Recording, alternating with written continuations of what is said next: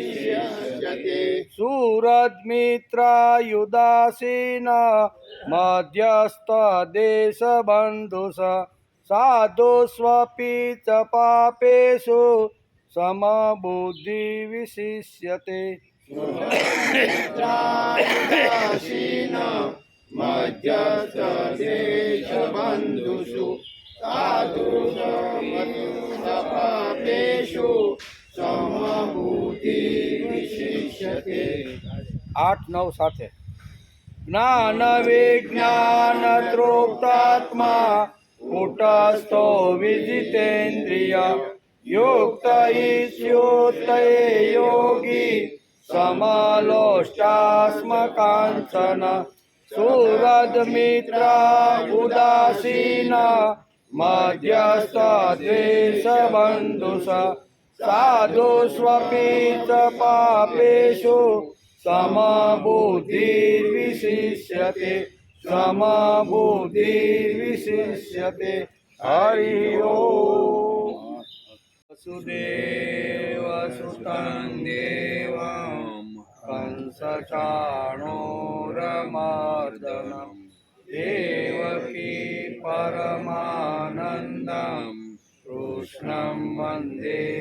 જગદ્ગુરુ ગુરુર્બ્રહ્મા ગુરુર્વિષ્ણુ ગુરુર્દેવો મહેશ્વર ગુરુર્સાક્ષાત પરબ્રહ્મ તસ્મૈ શ્રી ગુરુવે નમઃ નારાયણં નમસ્કૃત્યં નરં ચૈવ નરોત્તમં દેવીં સરસ્વતી વ્યાસં તતો જયમુદીરયે તતો જયમુદીરયે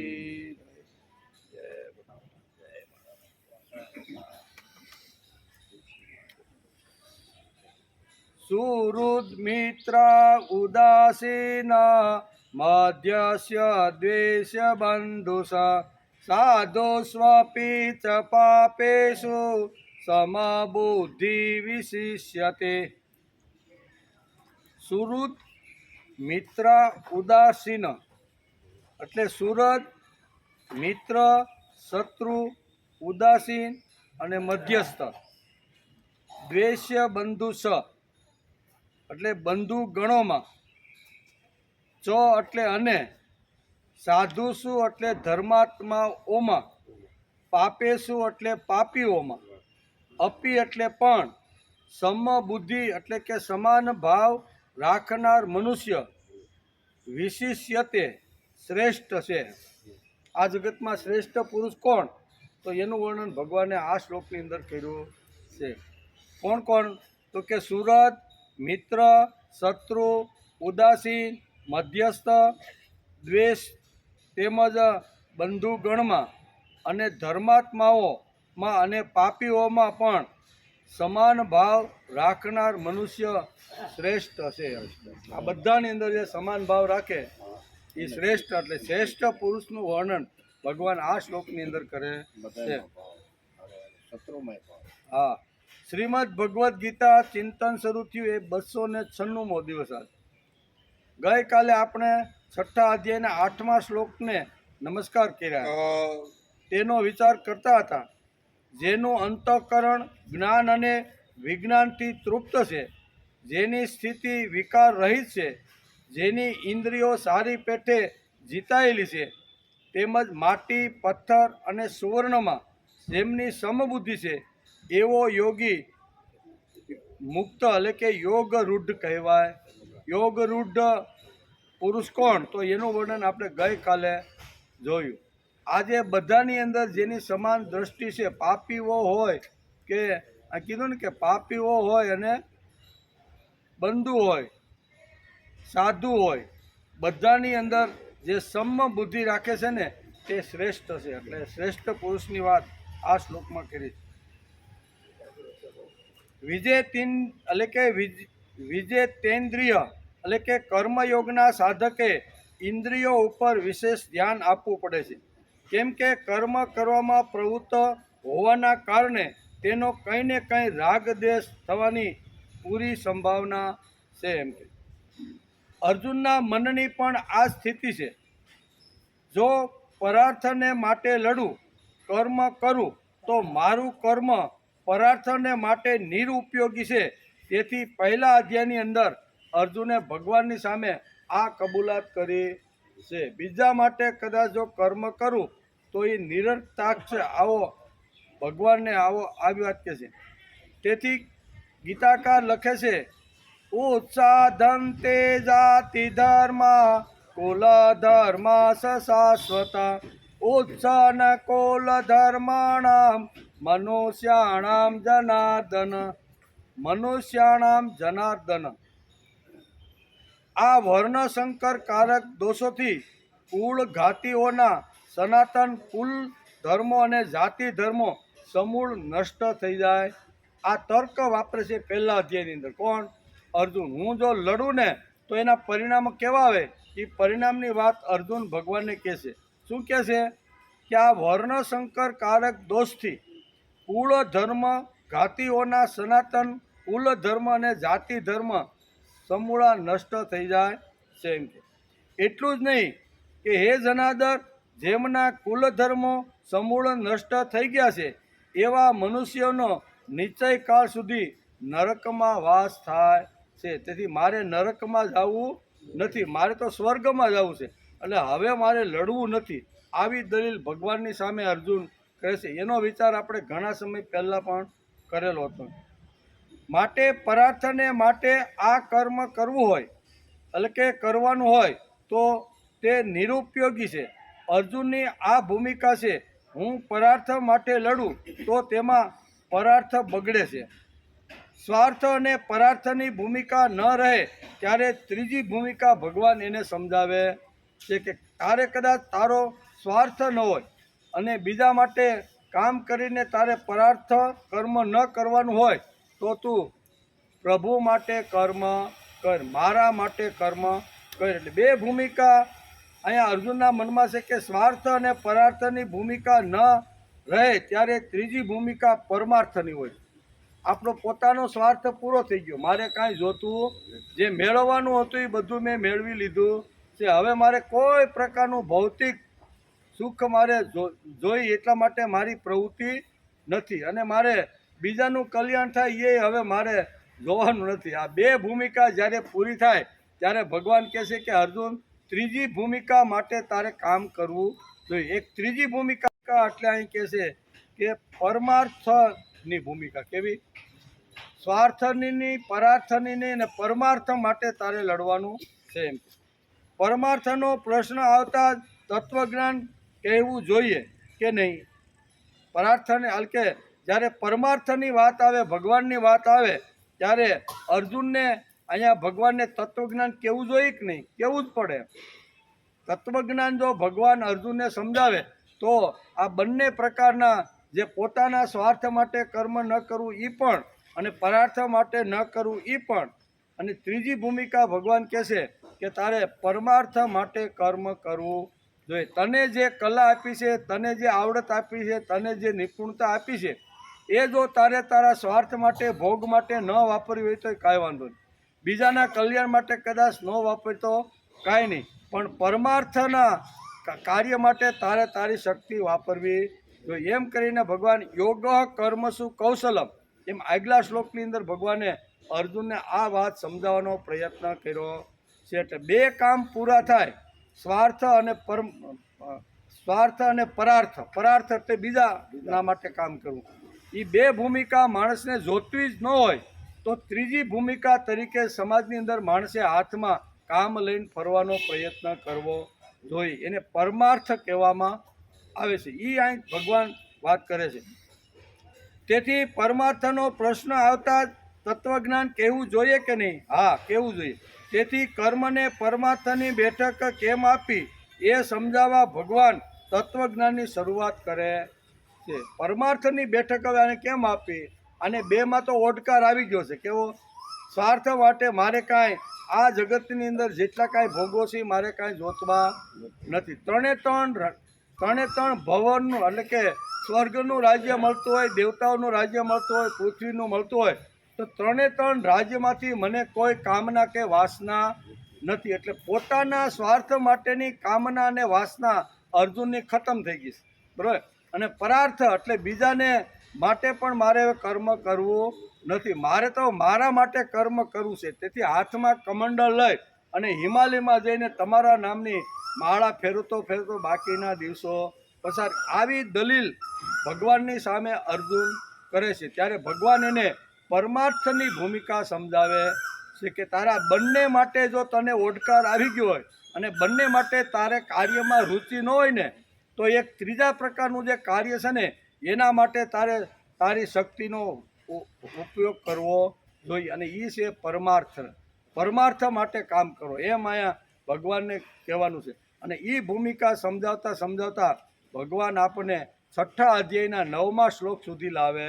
આ બધી ભૂમિકા આગળ આપણે સમજાય એમ ને કે આ બધી વાતો થઈ અને તત્વજ્ઞાની ભગવાને શ્રીમદ ભગવદ્ ગીતાના બીજા અધ્યાયના 11મા શ્લોકથી તત્વજ્ઞાન આપવાની શરૂઆત કરી છે. ઘેરે ગીતા હોય તો ખોલીને જોઈજો, બીજા અધ્યાયના 11મા શ્લોકથી શરૂઆત થઈ.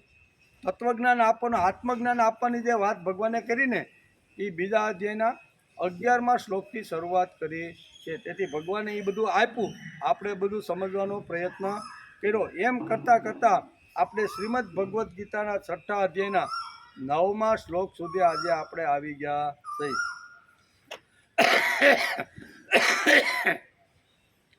અને આ તત્વજ્ઞાનને સમજવા આપણે 297 દિવસથી પ્રયત્ન કરતા રહેલા છે. ભગવાને જે કાંઈ ગીતામાં તત્વજ્ઞાન કીધું છે એને આપણે સમજવાનો 297 દિવસથી પ્રયત્ન કરીશું. અને એમ કરતાં કરતાં 6થા અધ્યાયના 9મા શ્લોકનો આજે આપણે વિચાર કરવાનો છે. શું કહે છે ભગવાન? સુરજ મિત્રા ઉદાસીન મધ્ય સ્વદેશ્ય બંધુ સાધુ સ્વપાપેષુ સમબુદ્ધિર વિશિષ્યતે. સુરજ, મિત્ર, શત્રુ, ઉદાસીન, મધ્યસ્થ, દ્વેષ્ય તેમજ બંધુ ગણોમાં અને ધર્માત્માઓમાં, પાપીઓમાં પણ સમાન ભાવ રાખનાર મનુષ્ય શ્રેષ્ઠ છે. આ જગતમાં શ્રેષ્ઠ માણસ કોણ એમ જો આપણે કદાચ કોઈ પૂછે તો એને કહેવાનું કે ભાઈ શ્રીમદ ભગવદ્ ગીતાના 6થા અધ્યાયનો 9મો શ્લોક વાંચી લે. એમાં ભગવાને શ્રેષ્ઠ જીવ કોને કહેવાય, શ્રેષ્ઠ મનુષ્ય કોને કહેવાય એનું વર્ણન ભગવાને કીધેલું છે. આમાં કાંઈ ટીલા ટપકાની વાત આવી કે આવો યુનિફોર્મ પહેરે, આવું ટીલુક કરે, આટલી 2 વેતની લાંબી ચોટલી રાખે, આપણે પહેરતા હોય એના કરતાં કાંઈક જુદા કપડાં પહેરે, આવી કોઈ વાત ભગવાન અહીંયા કરી. શ્રેષ્ઠ પુરુષ કોને કહેવાય, શ્રેષ્ઠ મનુષ્ય કોને કહેવાય, શ્રેષ્ઠ જીવ કોને કહેવાય ને એ શ્રીમદ ભગવદ્ ગીતાના 6થા અધ્યાયના 9મા શ્લોકમાં ભગવાને બહુ સ્પષ્ટતા કરી દીધી છે કે આ બધા ઉપર સમભાવ રાખે. કેવા? મિત્ર હોય, શત્રુ હોય, સૂરજ હોય, ઉદાસીન હોય, મધ્યસ્થ હોય, દ્વેષ કરતો હોય, બંધુ ગણોમાં અને ધર્માત્માઓમાં, પાપીઓમાં પણ સમાન ભાવ રહે. બધાની અંદર આમાં બધી આખી સૃષ્ટિની બધી જ વાત આ શ્લોકમાં ભગવાને આવરી લીધી. ગીતાકાર 6થા અધ્યાયના 5 થી 10 શ્લોકની અંદર આત્માના ઉદ્ધાર માટે પ્રેરણા અને ભગવત પ્રાપ્ત પુરુષના લક્ષણોની વાત કરે છે. 5મા શ્લોકથી આ 6થા અધ્યાયના 5મા શ્લોકથી અહીંયા કે ભક્તના લક્ષણો કેવા હોય અને ભગવત પ્રાપ્તિ માટે કઈ કઈ વાતો જીવનમાં હોવી જોઈએ એ 5 થી 10 શ્લોકની અંદર ભગવાને સમજાવી છે. એમાં 9મો શ્લોક એમાં આવી જાય છે, બરાબર ને? એટલે 5 થી 10 શ્લોકની અંદર ભગવાને અહીંયા આત્માના ઉદ્ધાર અને આત્માની પ્રેરણા અને ભગવત પ્રાપ્તિ પુરુષના લક્ષણો કહે છે. તે લક્ષણોને સમજવાનો પ્રયત્ન આપણે ઘણા દિવસથી કરતા રહેલા છીએ. 5મા શ્લોકથી આ ભક્તોના લક્ષણો સમજવાનો પ્રયત્ન આપણે કરતા રહ્યા છીએ. એમાં યુક્ત શબ્દ ભગવાને એક વાપરેલો છે. યુક્ત એટલે ભગવાનના ફર્સ્ટ ક્લાસ દીકરા, જોડાઈ ગયેલા ભગવાનની સાથે યુક્ત કહેવામાં આવે છે. યુક્ત એટલે ભગવાનના ફર્સ્ટ ક્લાસના દીકરા. તો ભગવાનના ફર્સ્ટ ક્લાસના દીકરા કેવા છે તો આપણે ઘણીવાર કહીએ છીએ કે ભાગવતની અંદર એનું વર્ણન વેદ વ્યાસે કર્યું છે કે શ્રેષ્ઠ ભગવાનના ભક્તો કયા, શ્રેષ્ઠ ભગવાનના લાડકા દીકરાઓ કયા, મને વધારેમાં વધારે પ્રિય દીકરાઓ કયા છે, એનું વર્ણન વેદ વ્યાસે અહીંયા સ્કંદ આપણે એમ કહેવાય 10મા સ્કંદની અંદર ભાગવત જો વાંચીને તો એમાં ભગવાને શ્રેષ્ઠ મારા જે દીકરાઓ છે ને લાડકા દીકરા એનું વર્ણન ભગવાને 10મા સ્કંદની અંદર ભાગવતની અંદર કરેલું છે. એનો પણ આપણે ઘણીવાર વિચાર કરીશું કે શ્રેષ્ઠ કોણ, મહાન કોણ, ભગવાનના લાડકા દીકરા કોણ. તો એના માટેના આપણે શ્લોક વારંવાર કહીએ છીએ કે આખી લાઈનબંધ ભગવાને ભાગવતની અંદર આવી રીતનો વ્યાસે બતાવવાનો પ્રયત્ન કર્યો છે. એમાં પ્રહલાદથી શરૂઆત કરી. પ્રહલાદ નારદ પરાશર પુંડરીક, આ શ્લોક પાકો કરી લેવાનો છો. આપણે ગલે 25 વાર એટલે જ બોલીશ કે ભાઈ એકનો એક શ્લોક વારંવાર જો બોલાય ને, નહીતર કે આ શ્લોક તો અમે અઠવાડિયા પહેલાં સાંભળ્યો હતો, પણ અઠવાડિયા પહેલાં સાંભળ્યો હતો તો આજે બોલો જ તો ખાલી એ કાંઈ ખબર નથી. એકાદા શ્લોક 2 શ્લોક તો આપણે યાદ રાખવાનો પ્રયત્ન કરવો જોઈએ. એમાં ભગવાનના લાડકા દીકરાઓનું વર્ણન વેદ વ્યાસે કર્યું છે. પ્રહલાદ નારદ પરાશર પુંડરીક વ્યાસાંબર સુક સૌનક ભીષ્મ દાલભ્યામ રૂકમાન ગદાર્જુન વશિષ્ઠ વિભીષણાદિ પુણ્યાની નામ પગ પરમ ભાગવત સ્મરામી. ભાગવત કેવા લોકો છે, ભગવાનના લાડકા દીકરા કેવા છે, તેનું વર્ણન આપણા શાસ્ત્રમાં ઘણી જગ્યાએ વર્ણન કરવામાં આવ્યું છે. તેથી અહીં કહે છે કે આ ભગવાનના બધા લાડકા દીકરાઓ છે. લાડકા દીકરા ફર્સ્ટ ક્લાસ છે. તેનો જીવન વ્યવહાર કેવો હોય તે આપણે ગત 5 થી 8 શ્લોકની અંદર જોયો.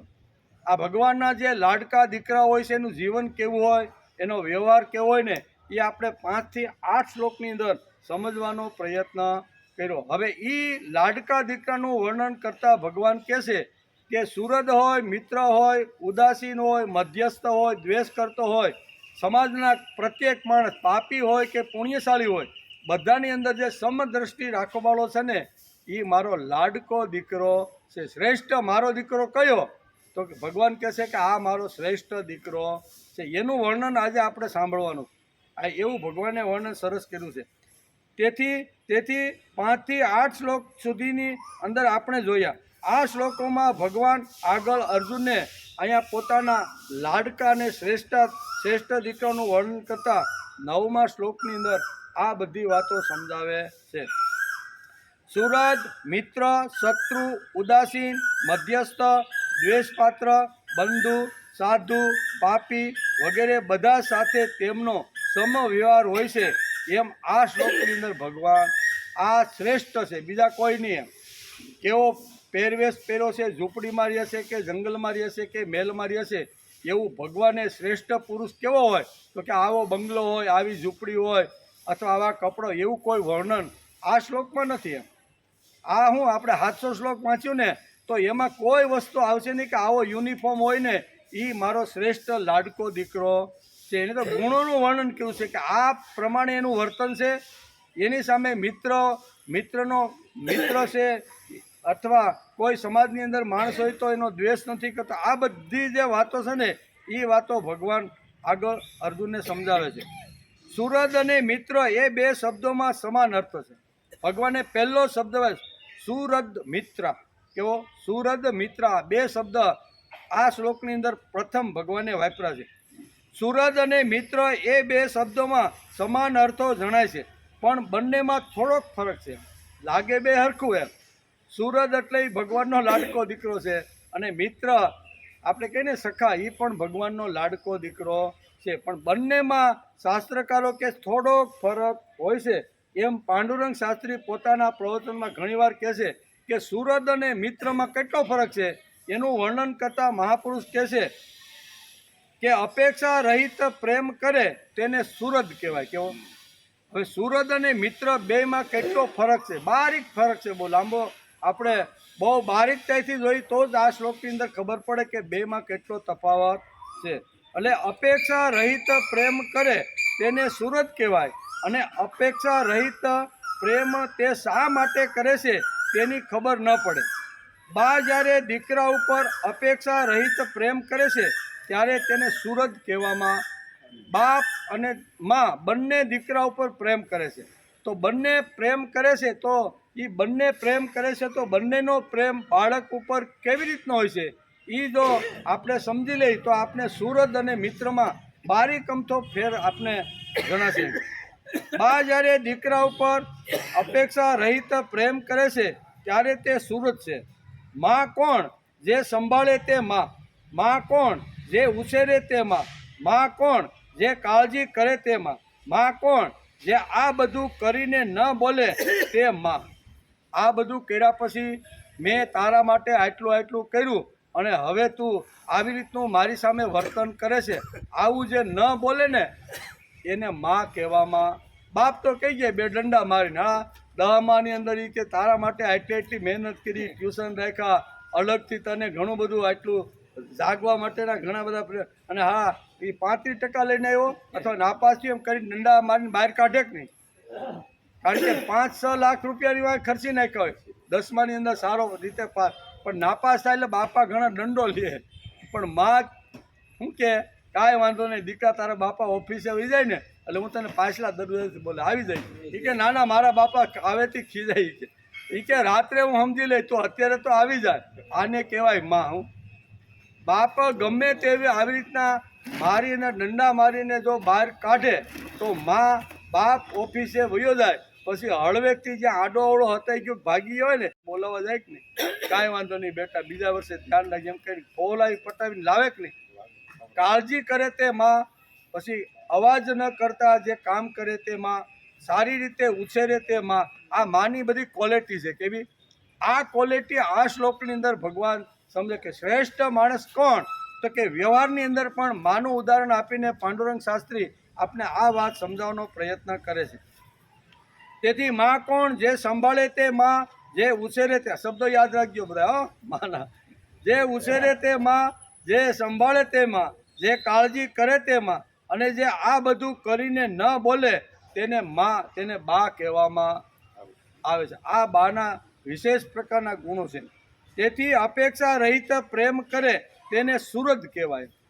બાનો જે દીકરા પ્રત્યેનો જે પ્રેમ છે ને એના માટે શાસ્ત્રકારોએ સુરત શબ્દ વાપર્યો કે આને સુરત કહેવાય. જેમ જન્મ આપનારી આપણી માં છે તેમ આપણા શરીરમાં રાત દિવસ 24 કલાક મારા તમારા જીવનની અંદર સતત પ્રેમ પ્રવાહ વહે છે. એ પણ એક અંદર માં બેઠેલી છે. તેથી આપણે સ્તોત્ર ગાઈએ છીએ ને, માનું સ્તોત્ર આપણે હમણાં હાલે કે નહીં? એ માનું સ્તોત્ર શા માટે હાલે છે? તો કે એક માં અંદર બેઠેલી છે જે કાંઈ બોલતી નથી, અવાજ કર્યા વગર 24 કલાક રાત અને દિવસ મારા માટે કામ કરતી રહેલી. હું બોલાવું ન બોલાવું છતાં પણ બધું જ કામ અવાજ કર્યા વિના એક અંદર બેઠેલી જે મારી માં છે ને એ 24 કલાક રાત દિવસ કરે છે. એટલે માં, શાસ્ત્રકારો તો ઘણા પ્રકારની માં કીધી, પણ મુખ્ય માં કેટલી? તો એક તો જન્મ આપનાર છે એ આપણી માં છે, એક ધરતી માતા એ આપણી માં છે, એક ગાય માતા એ આપણી માતા છે, ગંગામાં એ પણ આપણી માં છે. ઓમ તો ઘણી છે પણ શ્રેષ્ઠમાં શ્રેષ્ઠ જો કોઈ વિચાર કરવાનો હોય ને તો આ 4 માતાઓ અહીંયા પ્રત્યેક માનવના જીવનની અંદર 4 માતાઓ હોય છે. મા બાપ જ્યારે દીકરા પર અપેક્ષા રહિત પ્રેમ કરે છે ત્યારે જ મા બાપને સુરત કહેવાય છે એમ ગીતાકાર કહે છે. તેથી આ શ્લોકમાં ભગવાને પહેલો શબ્દ વાપર્યો છે સુહૃદ મિત્રા. કેવો? સુહૃદ મિત્રા. પરંતુ પિતા એ દીકરાનો મિત્ર ગણાય છે, સુહૃદ ગણાય નહીં. શાસ્ત્રકારો એમ કહે છે કે દીકરો છે ને એ બાપનો મિત્ર ગણાય, પરંતુ તે પિતા એ દીકરાનો મિત્ર ગણાય છે એમ શાસ્ત્રકારો કે શું છે? પ્રાપ્તે તું છોડશે. આપણું શાસ્ત્ર શું કહે છે? પ્રાપ્તે તું છોડશે વર્ષે પુત્ર મિત્રવત. 16 વર્ષનો બાળક થાય ને ત્યારે મિત્રવત વર્તન બાપે દીકરા જોડે કરવું જોઈએ. જેમ મિત્રની સાથે વર્તન કરતા હોય એવી રીતે 16 વર્ષનો આપણો પુત્ર થાય ત્યારે પણ એની સાથે મિત્રનો વર્તાવ કરવો. કોણ લખે છે? શાસ્ત્ર લખે. શું કહે છે? પ્રાપ્તે તું છોડશે. 16 વર્ષની ઉંમર પ્રાપ્ત થાય પછી શું કહે છે? વર્ષે પુત્ર મિત્રવત. 16 વર્ષનો પુત્ર થાય ત્યારે બાપે પુત્રની સાથે મિત્રવત વર્તન કરવું જોઈએ. સમાચરિત લખ્યું, સમાચરિત એટલે બે સરખા હોય એને મિત્ર કહેવામાં આવે છે. દીકરો 16 વર્ષનો થાય ત્યારે તેની સાથે મિત્ર જેવો વ્યવહાર કરવો જોઈએ. મિત્ર જેવો વ્યવહાર એટલે બાપ બોલતો નથી હોતો કે દીકરાને નાનાનો મોટો કર્યો છે, બોલે નહીં પણ અંદર તો મનમાં હોય કે આને નાનાનો મોટો કરું છું ને તો વૃદ્ધાવસ્થામાં મારી લાકડી બનીને મને થોડો ઘણો ઉપયોગી. હાથમાં પડદે પણ મા બાપ જે દીકરાને ઉછેરે છે, મોટો કરે છે, એના માટે ઘણું સહન કરે છે. સાતમા પડદે પણ બાપને અંદરથી હોય કે હું જ્યારે વૃદ્ધ આવું, મારી જ્યારે શરીરના અંગો જ્યારે ઢીલા પડે ત્યારે આ મારો દીકરો મને સહકાર આપશે, સાથ આપે. એટલે હાથમાં પડદે હોય. તેથી એને મિત્રની પદવી અહીં આપી છે. કેવી? માને આપી છે સુરત. કેવી? માં અવાજ કર્યા વગર કામ કરે, ગમે તેટલું હોય તો દીકરો આડોહળો થાય તો પણ માં એના માટે એક શબ્દ પણ ખરાબ બોલતી નથી. કુપુત્રો જાય તો ક્વચજી કુમાતા ન ભવતી, એમ શંકરાચાર્ય પણ પોતાના સ્તોત્રમાં લખે છે કે માતા કોઈ દી કુમાતા થતી નથી. દીકરો કદાચ આવી રીતનો કુપુત્ર થઈ જાય, ઘણીવાર એને ઓલો ઘણા દાદા દૃષ્ટાંત આપે ને કે એક યુવાન છોકરાને કોઈ વેશ્યા સાથે સંબંધ થઈ ગયો, અવારનવાર જાવ, જેટલી સંપત્તિ હતી બધી એના પાછળ ખર્ચી નાખી, અને ઓલી વેશ્યા કે હવે તમે મારી સાથે લગ્ન કરી લ્યો. એ કે ભાઈ લગ્ન નહીં, કે લગ્ન તો કરવા જ પડશે. એ કે લગ્ન કરવાના હોય તો મારી એક શરત છે, એમ તમારી માનું કાળજું લઈને મને જો આપો ને તો હું તમારી હારે લગ્ન કરું. અને માનું કાળજું કાઢે છે, આ વાર્તામાં બધું આવે કે નહીં? આ બધી વાત આવે કે એ એટલો એનો ક્રૂર થઈ જશે ને કે માનું હૃદય કાળજું કાઢવામાં પણ જરાય એને બેશરમી જેવું કાંઈ લાગતું નથી. જેણે મને ઉછેરો, જેણે મને મોટો કર્યો, જેણે મને લાડ લડાવ્યા, એ જ માના શરીરમાંથી એનું કાળજું કાઢી અને મારી જે પ્રિયતમા છે એને આપવા માટે મારે જવાનું. પણ કઠણ થઈને એ કાળજું કાઢે છે અને સરસ મજાની માટલીમાં લઈને એ પ્રિયતમાને આપવા માટે આવે છે. રસ્તાની અંદર એ યુવાનને ઠેસ લાગે છે અને એ હાથમાંથી એનું કાળજું પડી જાય છે. અંદર રહેલું કાળજું બોલે છે કે બેટા તને લાગ્યું તો નથી ને. આ કોણ કહી શકે? કોની તાકાત છે? આ માની તાકાત છે. બરોબર? માં આ આટલું કરવા છતાંય પણ માં દીકરા પ્રત્યે આવો કોઈ રાગ કે દ્વેષ કે કોઈ આવી રીતનું રાખતા નથી. એટલે એને સુરદ કહેવાય. કેવા?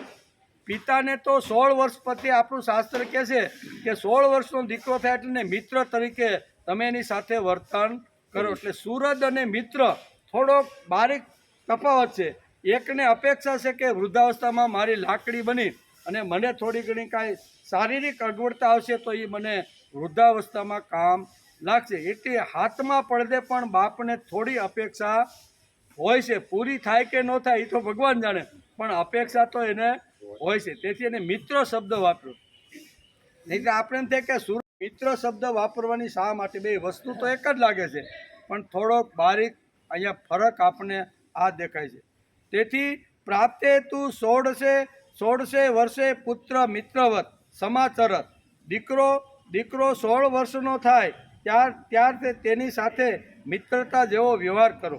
મિત્રો જેવો વ્યવહાર એટલે બાપ બોલતો નથી હોતો કે દીકરાને મેં નાનાનો મોટો કર્યો છે, પણ અંદર તો એક આવી થોડીક વાસના કે કામના એના પ્રત્યે તો હોય જ છે.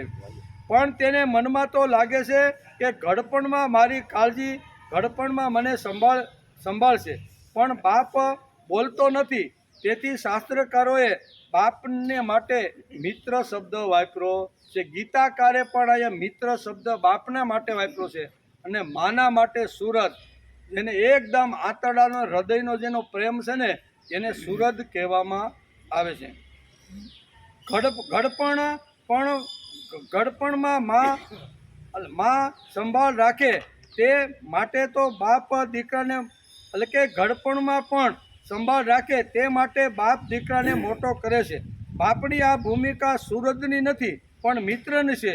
સુરદ અને મિત્રમાં આટલો થોડોક બારીક તફાવત છે. એટલે બે શબ્દ ભગવાને આ શ્લોકની અંદર સાથે જ લખેલા છે. સુરદ પણ લખ્યું છે અને પછી સીધો મિત્ર શબ્દ ભગવાને લખ્યો છે.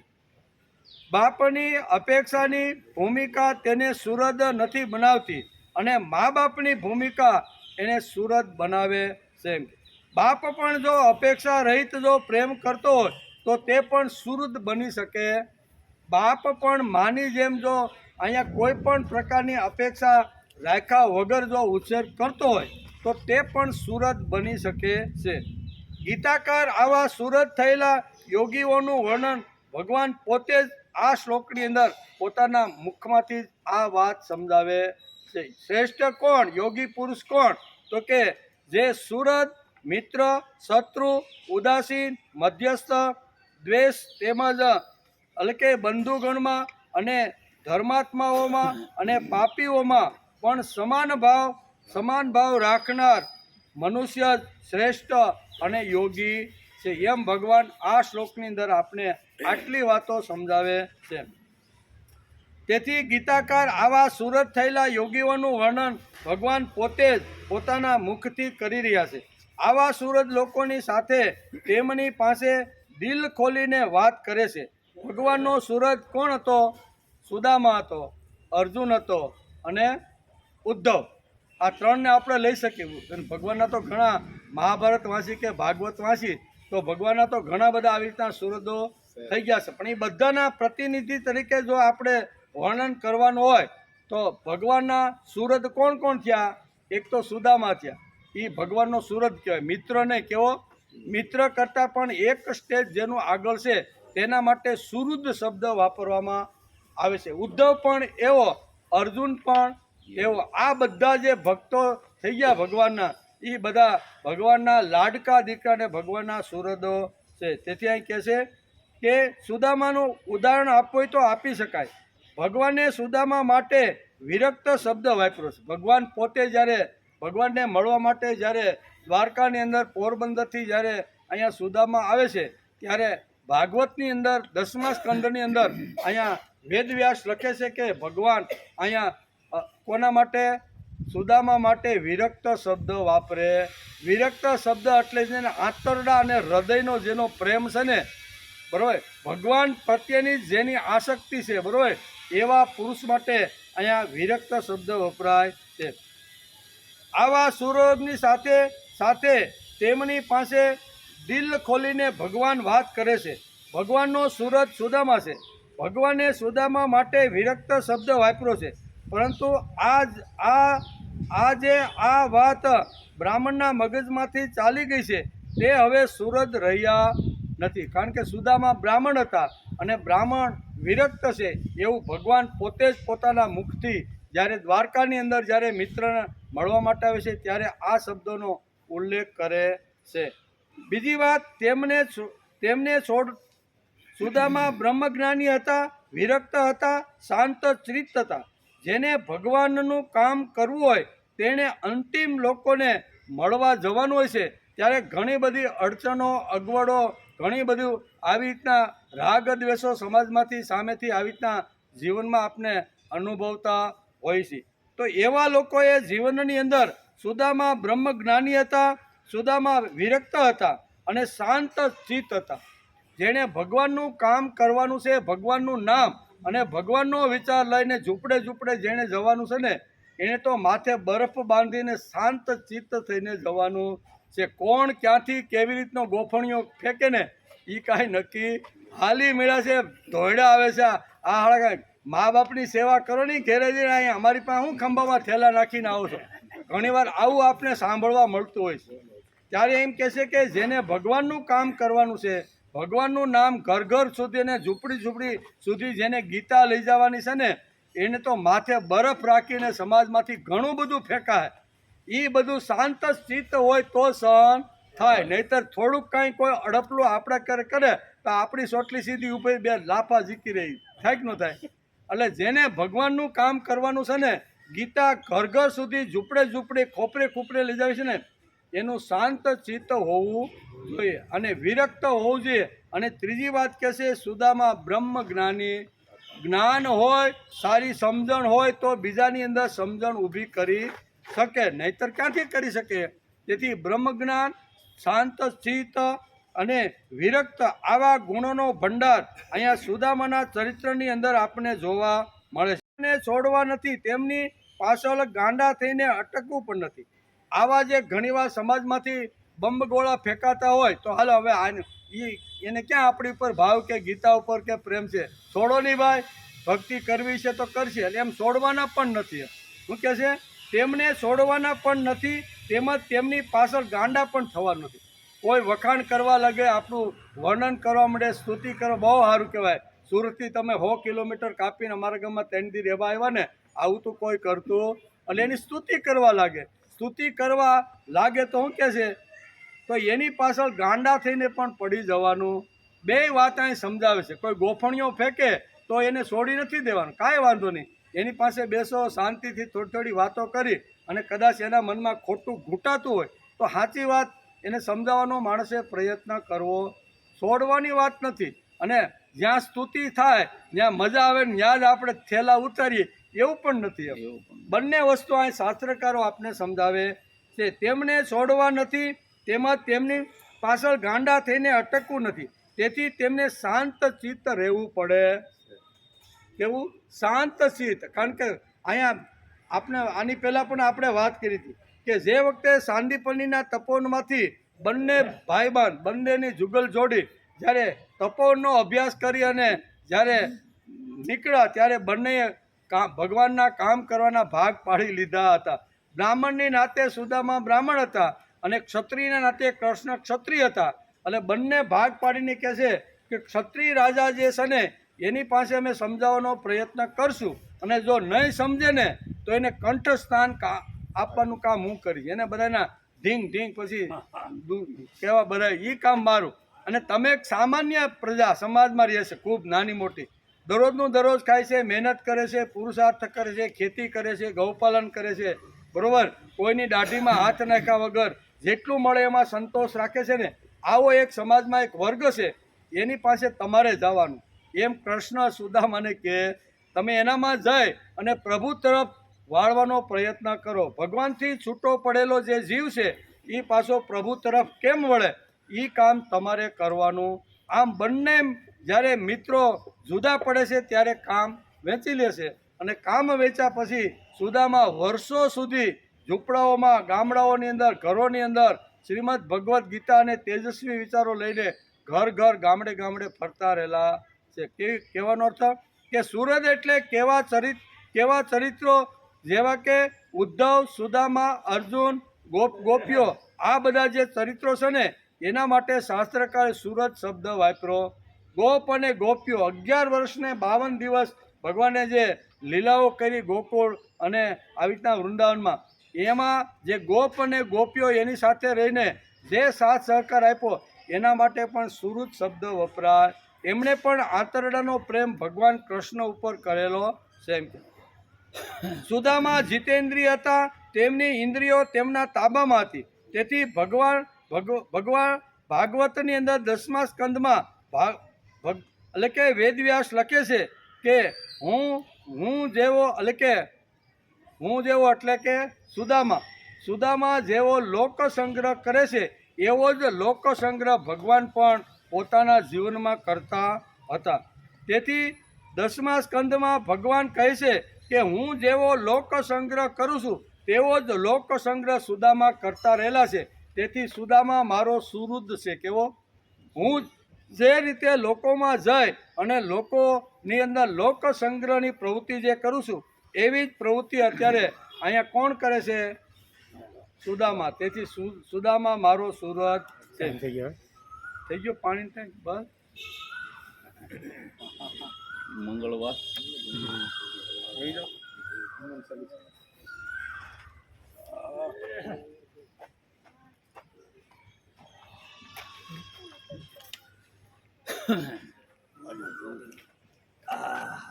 પાણી પીવે ને તો કીધું કેમ આ દેખાણા નહીં પીવું છે.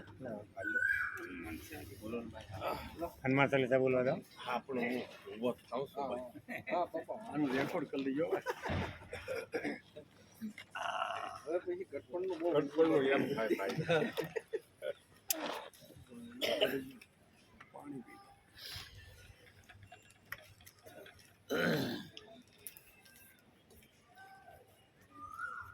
એક દોરાવા હરી હરી. બસ બસ બસ અરે રેડી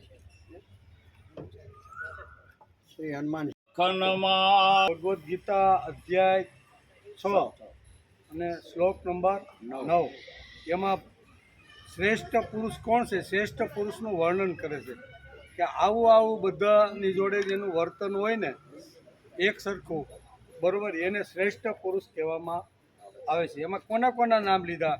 તો કે સુરત, મિત્ર, શત્રુ, ઉદાસીન, મધ્યસ્થ, દ્વેષ તેમજ બંધુ ગણોમાં અને ધર્માત્માઓમાં અને પાપીઓમાં પણ સમાન ભાવ રાખનાર મનુષ્ય શ્રેષ્ઠ છે બધાની અંદર સમાન ભાવ જે રાખે છે એ મનુષ્ય શ્રેષ્ઠ છે. એટલે આપણે શ્રેષ્ઠ થવાનું હોય તો આમાં જે વાતો આજના શ્લોકમાં લખી છે એમાંથી એકાદ વાત ઉપાડી અને જીવવાનો પ્રયત્ન કરી તો આપણે પણ ભગવાનના લાડકા દીકરાને શ્રેષ્ઠ બની શકીએ છીએ. એમાં સુદામાનો ચરિત્રનો વાત કરી છે કે ભગવાનનો સુહૃદ કોણ? તો ભગવાનના તો ઘણા બધા સુહૃદો છે. એમાં વાત આલે છે સુદામાની. જેવું કામ કૃષ્ણ ભગવાન કરતા હતા તેવું જ કામ સુદામા કરતા હતા. તેથી ગીતા જેવા મહાન ગ્રંથમાં ભગવાન સુરદ કહીને આવા પવિત્ર આત્માને યાદ કરીને શ્રેષ્ઠ પુરુષનું વર્ણન કરે છે. ભગવાન પોતે શ્રેષ્ઠ પુરુષો આ જગતમાં કોણ છે, બરાબર, એનું વર્ણન કરે છે. સુરદ વચ્ચે કોઈ પણ જાતનો પડદો ન હોય. સુરદની મા દીકરાની વચ્ચે કોઈ પડદો ન હોય. પણ મિત્ર પાસે, બંધુ પાસે થોડુંક આમ ઓછા વધતું માણસ કહી શકે, નહીં કહી શકે, થોડુંક આમ તેમ રાખી શકે છે. કોની પાસે કેટલું કેવું રાખવું અને કેવું એ આપણા નીતિશાસ્ત્રની અંદર એ બધી વાતો લખી રાખી છે. એ સમજવા જેવી છે. બધી નીતિશાસ્ત્રે પણ કીધું કોની સાથે કેવું વર્તન કરવું, કેવી રીતનું કરવાનું ને એ બધી વાતો નીતિશાસ્ત્રમાં લખી છે. દારેશુ કિચ્ચિન સ્વ જનેશુ, પહેલી વાત લખી. બીજી વાત લખી છે કે કિચિત ગોપ્તમ વય શેષુ. ત્રીજી વાત લખી છે સુતેશુ કિચિત અને મુક્તમ મિદમ વિચિંદ વદે પંચમ. આવું આપણા નીતિશાસ્ત્રમાં લખ્યું. શું લખ્યું છે કે સંસ્કૃત ભાષામાં શું નથી, બધું જ છે.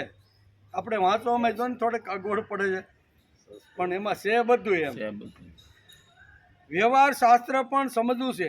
દારેશુ કિચ્ચિત, પહેલો શબ્દ દારેશુ કિચ્ચિત એટલે પત્નીને કેટલું કહેવું.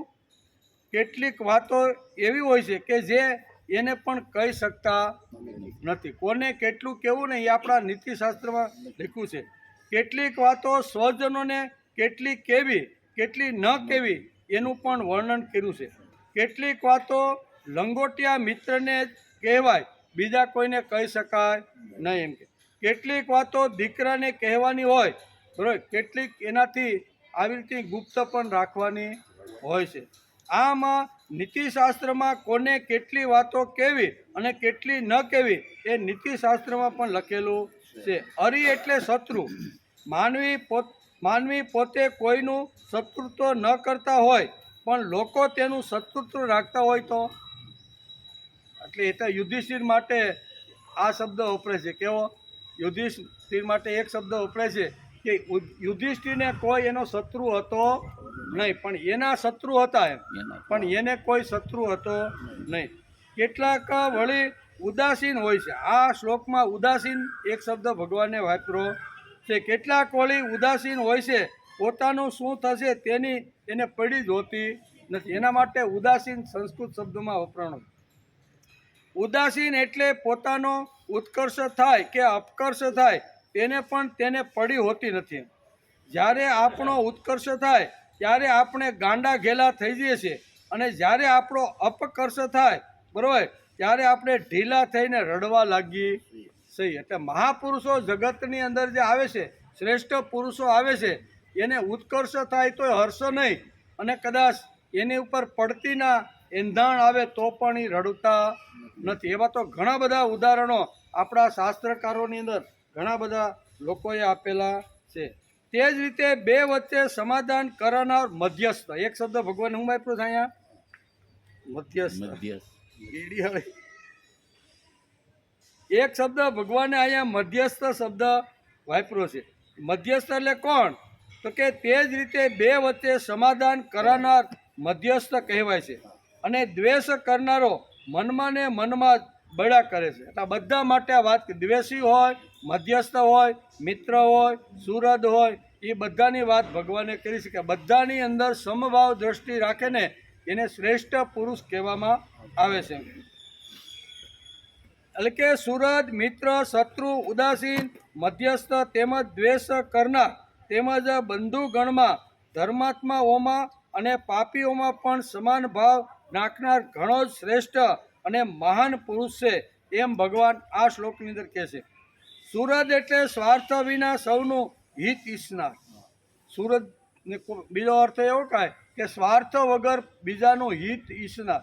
આજે સમાજની અંદર ઘણા બધા લોકો એવા હોય છે પોતાને બિલકુલ ફાયદો નથી છતાંય સમાજમાં ઘણું બધું નુકસાન કરનાર વર્ગ એક આ જગતમાં હોય. પોતાને કોઈ ફાયદો ન હોય પણ એવું કામ કરે કે બીજા એનાથી ત્રાહિમામ થઈ જાય. બરાબર ને? સમાજની અંદર ઘણા આવા લોકો હોય છે. એક વર્ગ આવો હોય છે, બીજો વર્ગ 50% મને જો ફાયદો થતો હોય તો સામેના 50%ને નુકસાન જાતી જવા દો પણ મને ફાયદો થાય. મને બિલકુલ ફાયદો થવાનો નથી પણ છતાંય મારે સમાજનું કલ્યાણ કરવાનું છે. એટલે આ ત્રણ વાતો શાસ્ત્રકારો આપને સમજાવે છે. પહેલામાં આવે રાક્ષસ, અસુર આવે, બીજાની અંદર માનવ આવે અને ત્રીજામાં દેવ આવે. આ ત્રણ ચરિત્રો શાસ્ત્રકારો આપને વારંવાર સમજાવતા રહેલા છે. દાનવ કેવો કે મને બિલકુલ ફાયદો પણ ન થતો હોય ને તો સામેવાળાને મારે નુકસાન કરવામાં મને કોઈ જરી કાંઈ અડચણ આવે એવો જે વિચાર કરે છે ને એને દાનવ અથવા અસુર કહેવામાં. પોતાને કોઈ જ ફાયદો નથી. આજુબાજુવાળા ભલે અકળાઈ જાય, આજુબાજુવાળાને ભલે ધુવાડો લાગે, પોતાને ફાયદો થવાનો નથી પણ બાજુમાં ઝાડ હોય તો હળગાવવાનો પણ પ્રયત્ન લોકો કરતા હોય છે. એમાં એને કોઈ ફાયદો નથી. બરોબર ને? પણ છતાંય બીજાને નુકસાન થાય એમાં એ પાવરફુલ આવા ઘણા લોકો સમાજમાં હોય છે. તેથી અહીં કહે છે કે તે જ રીતે બે વચ્ચે સમાધાન કરનાર મધ્યસ્થી ગણાય અને દ્વેષ કરનારો મનમાં જ સળગા કરે છે. તેથી ભગવાને આ બધા લોકોનું વર્ણન કરતાં કીધું છે. સુરદ એટલે સ્વાર્થ વિના સૌનું હિત ઈચ્છનાર, ઉદાસીન એટલે કે પક્ષપાત વિનાનો અને મધ્યસ્થ એટલે બે તરફનું ભલું ચાહનાર.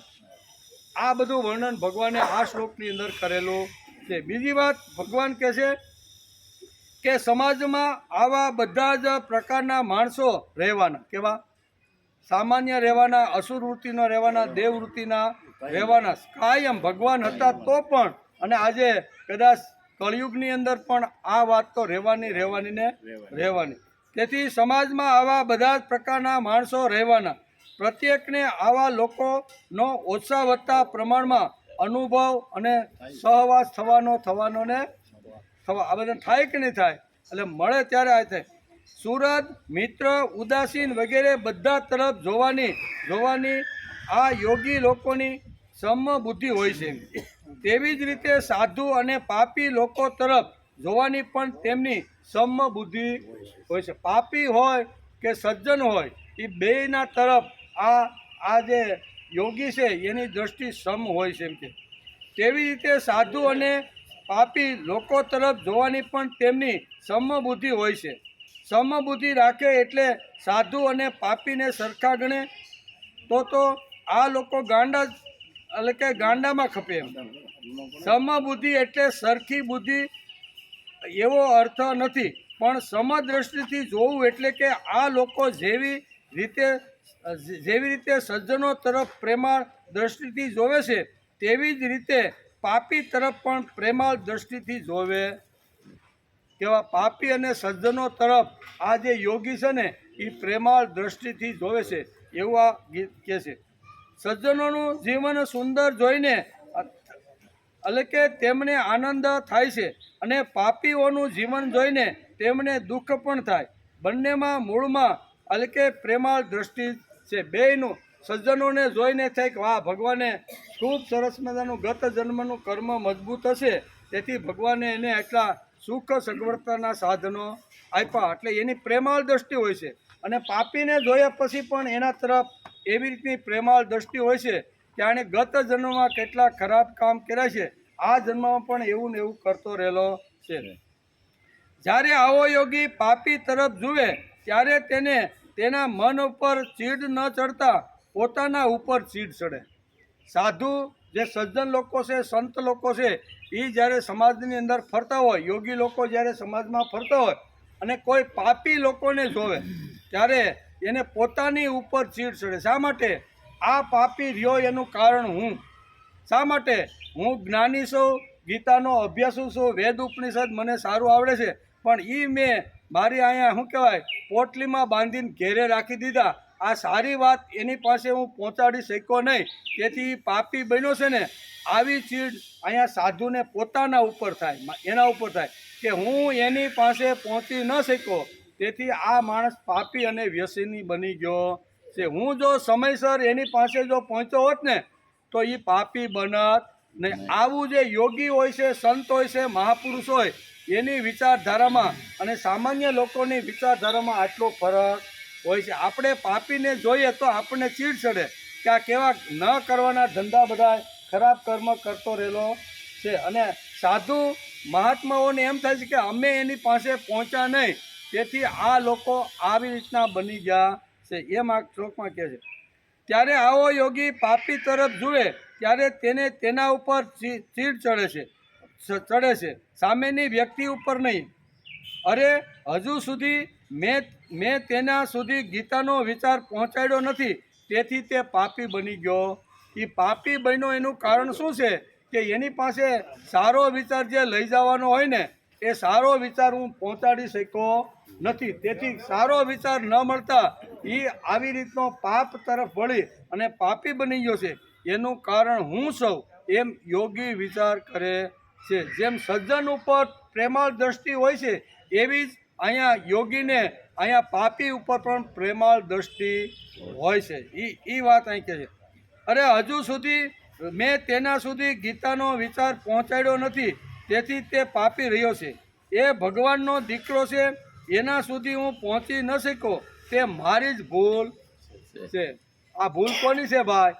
કોઈ વ્યસની હોય, પાપી હોય, કોઈ મૂર્ખ હોય અથવા ગુણ વગરનો હોય તો એ રહ્યો એનું કારણ શું છે? તો કે સમાજના જે સાત્વિક લોકો છે, સજ્જન લોકો છે, જે પોતાને ભક્ત સમજે છે ને એવા લોકો આ લોકોની પાસે પહોંચ્યા નહીં, તેથી એ લોકો આ તરફ ન વળતા પાપ તરફ વળી ગયા છે. આજે સમાજમાં સજ્જન નથી એવું નથી, ઘણા બધા સજ્જન લોકો છે, બરાબર, પણ એ મંદિર અને આરતી પૂજામાં અને કર્મકાંડની અંદર અટવાઈ ગયા છે.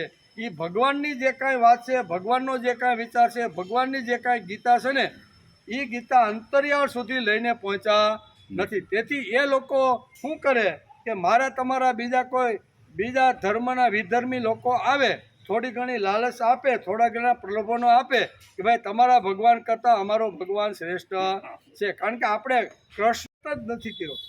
આ શું કહેવાય, હાથી ઘોડા પાલકીને જય કનૈયા, આનાથી આપણે બહાર ગયા જ નથી.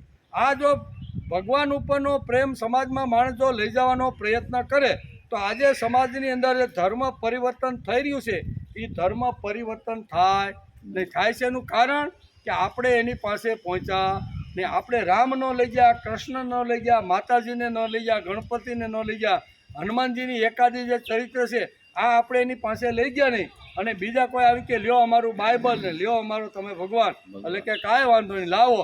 એટલે પછી આપણે રડીએ, આપણે બધાની મિટિંગો કરી કે ભાઈ સમાજની અંદર આદિવાસી વિસ્તારની અંદર ધર્માંતર થઈ રહ્યું છે, બધાય બાઓને ભેગા કરો, ધાર્મિક નેતાઓને, અને મોટા મોટા એજન્ડા ભાઈ એમ થાય કાંઈ મોટી સંમેલનો કરવાથી કાંઈ આ વસ્તુ અટકતી નથી. જેમ એ લોકો પ્રેમ લઈને ઝૂંપડામાં ગયા એવી રીતે આપણે કૃષ્ણ અને રામનો પ્રેમ લઈને જો જાશું અને કૃષ્ણ અને રામની વાતો જો કરશું ને તો 100% આ લોકો રામ અને કૃષ્ણને જ ઉપાડશે, બીજા કોઈને ઉપાડશે નહીં. તેથી કહે છે જ્યારે આવો યોગી એટલે કે પાપી તરફ જુએ છે ત્યારે તેને તેના ઉપર ચીડ ન ચડતા પોતાના ઉપર ચીડ ચડે છે.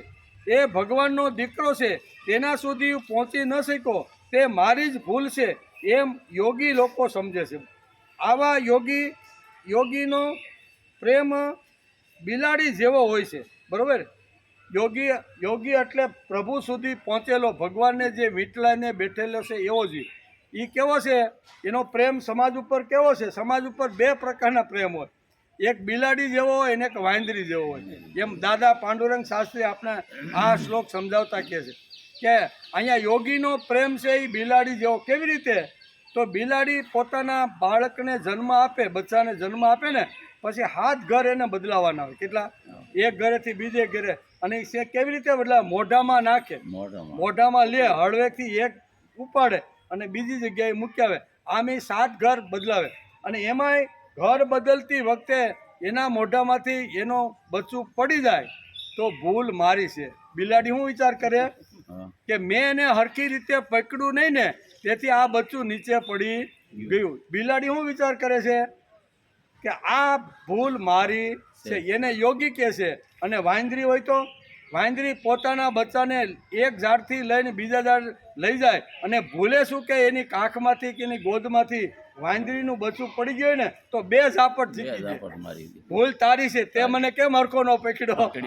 વાંદરી અને બિલાડીમાં આટલો ફરક છે. યોગી એટલે બિલાડી જેવા પ્રેમ હોય ને કે આ ભૂલ મારી છે ભાઈ, હું એના સુધી પહોંચ્યો નહીં, મેં એને બિલાડી કે મેં એને હરખું પકડ્યું નહીં ને દાંતથી બરોબર, એટલે આ પડી ગયું, ભૂલ મારી છે. વાંદરી કે ભૂલ તારી છે ભાઈ, કૂદતી વખતે તે મને કેમ ન પકડ્યો? એટલે 2 શીખી ગયા ઓલા બસાને.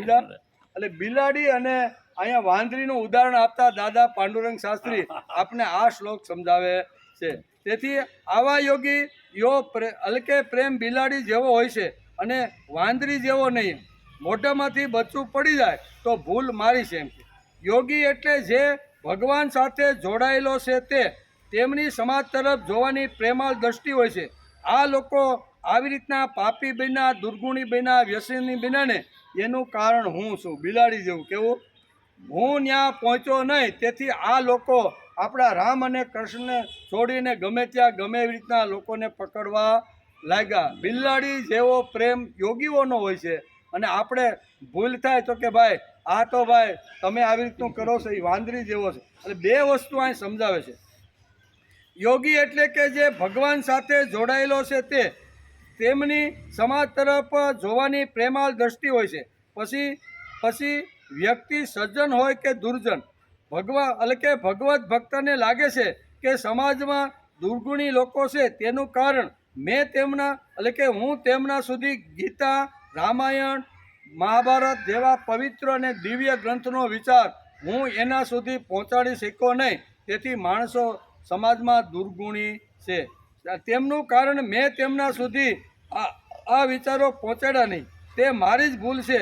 કોઈ આવું ન સમજે કે પાપીઓ છે એ ભગવત ભક્તના કારણે છે, એવું પાછું સમજવાનું નહીં. પાપીઓ થયા છે એ આવી રીતના નહીં, પણ જે પાપીઓ થયા છે એનું કારણ હું છું. કારણ કે હું સજ્જન છું, હું બરોબર અભ્યાસુ છું, પણ મારો અભ્યાસને મારી જે કાંઈ આવડત હતી એ એના સુધી હું પહોંચાડી શક્યો નહીં. તેથી ભગવાને આ શ્લોકની અંદર સાધુ સ્વપી ચ પાપેશું એવો શબ્દ ભગવાને આ શ્લોકમાં વાપર્યો. હું વાપર્યો સાધુ સ્વપી ચ પાપેશું. સાધુ અને પાપી બંને તરફ પ્રેમાળ દ્રષ્ટિથી જોનાર એને મહાપુરુષ કહેવાય છે. અને આવા મહાપુરુષને શ્રેષ્ઠ પુરુષનું વર્ણન ભગવાને 6ઠા અધ્યાયના અહીંયા 9મા શ્લોકની અંદર કરેલું છે. એમ કે આવું જીવનારા ભગવાન થયા. ભગવાન પતંજલિ, ભગવાન યાજ્ઞવલ્ક, ભગવાન વાલ્મીકી. તેથી એના માટે પણ એક ભક્ત હૃદયના લોકોએ ગાયું છે કે આ ભગવાન પતંજલિ કેવા છે તો કે યોગેન ચિત્તેસ્ય પદેન વાસા મલમ શરીરચ્ચ વેદકેન યોપા કરોતમ પ્રવરમ મુન્યના પતંજલિ પ્રાંજલિ રાજતોસ્મી. આવું કોઈ એક ભક્ત હૃદયના કવિએ અહીંયા પતંજલિ માટે ગાયું છે. શું ગાયું તો કે યોગેન ચિત્તસ્ય પદેન વાદ. 3 વાતો આ શ્લોકની અંદર ભક્ત હૃદયના ભક્તે સમજાવવાનો પ્રયત્ન કર્યો છે. યોગેન ચિત્તસ્ય પદેન વાદ. ચિત્ત એટલે આપણું મન.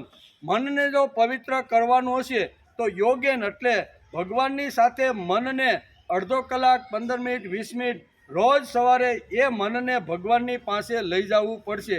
ચિત્તને જો શુદ્ધ કરવું છે, પવિત્ર કરવું છે, દિવ્ય બનાવવું હશે ને આપણા મનને, તો મનના માટે શાસ્ત્રકારોએ આ વાત કરી છે, કરીને કે એટલે કે મનને શુદ્ધિકરણ માટે યોગની સિદ્ધિ, એટલે યોગ એટલે ભગવાનની સાથે જોડાઈ જવું.